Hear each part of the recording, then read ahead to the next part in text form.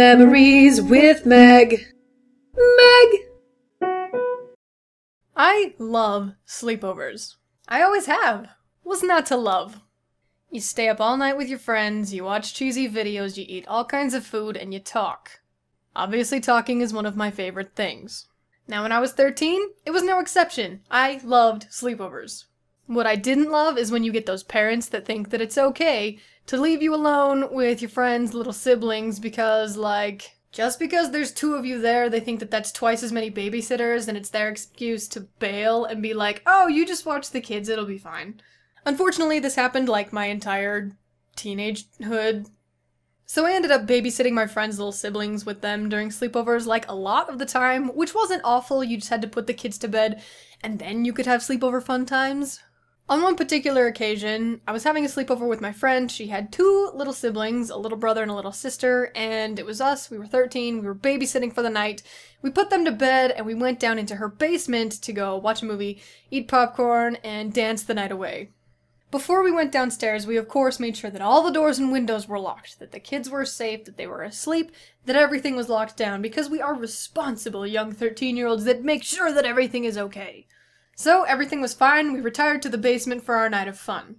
Around 3 in the morning, we got the munchies for more than just popcorn, and so we wandered upstairs into her kitchen to see what we could find to eat. Now, her kitchen had a door which then led to the garage, which then led to the outside, both of which we had double-checked to make sure were locked when we went downstairs. When we came upstairs to get a snack, we noticed that the door that led to the garage was unlocked.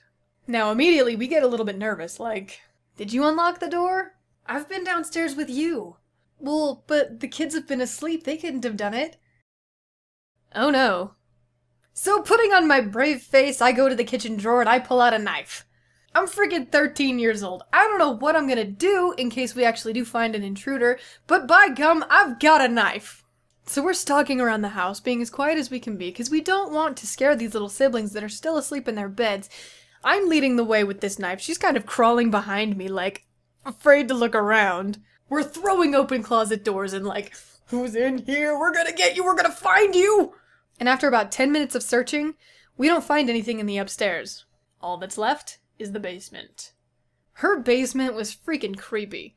We had been down there in the theater room hanging out, but there were 8 other different rooms that are just full of storage, piled high with boxes and just crap, and all kinds of places that a murderer could hide and jump out and kill you. And we're not about to leave the house unsearched. So, I lead the way with my knife, and we're on our way. We open up the first door. Nothing. Second door into the room. There's boxes everywhere. We start looking around the boxes, kind of seeing if there's anything around, when all of a sudden... Nothing happened, I just wanted to scare you. I'm sorry. So we get done searching all of the rooms. The house is completely clear. There was nothing there.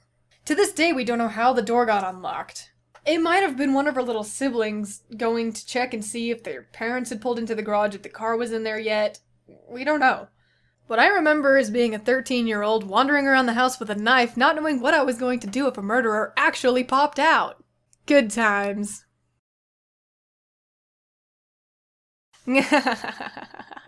Jump scare.